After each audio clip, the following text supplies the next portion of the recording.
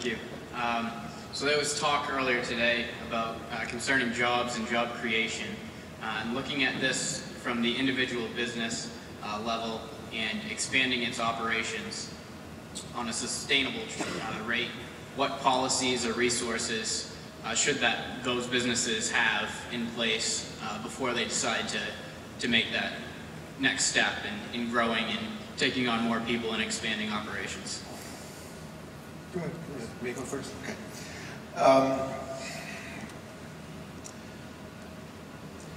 Senior management, identifying when to grow, where to grow, how to grow. It's managing, dealing with uncertainty.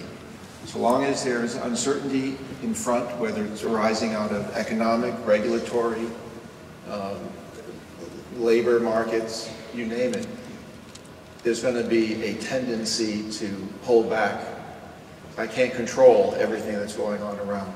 So to the extent you see uncertainty in costs, in requirements, regulation, I think you're going to have a lot of trepidation on the part of many senior managers to say it's time to expand my operation, let's go hire some folks. Because the downside risk is so much greater than staying with what you're doing, what you know, knowing that you can achieve your short-term and long-term forecast, and you might forego opportunities because the uncertainty is just too great. I agree. It's min-max theory. And it's classic what's called min-max theory. I urge everybody to read Alan Kruger of Princeton, his op-ed today at Bloomberg.com. And I featured the chart. Mohammed Al-Arian had a briefcase.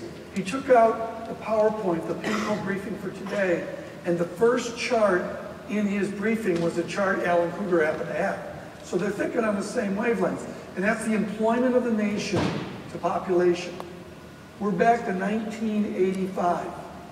Number of employed compared to the population. And it looks like this. So your question is, how do we jumpstart that? How do we create more jobs? And the way you do it is investment. So we're all looking at investment every day, and that investment comes absolutely off of nominal GDP and off of the confidence it engenders. As Akerlof and Robert Schiller, off the animal spirit.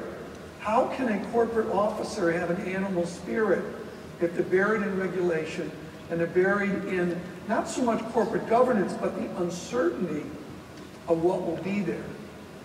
One of the solutions to that at the margin is just to go abroad and to just look abroad. That's my personal biggest fear, is they just start, you know, it's really, you got to need 24 people here, let's do it in Ireland or wherever.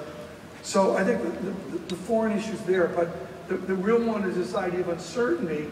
Forget about what I would say. I'd say interview after interview, right or left. That's what it comes down to, is the corporate uncertainty. We have time for a couple questions from the audience. While people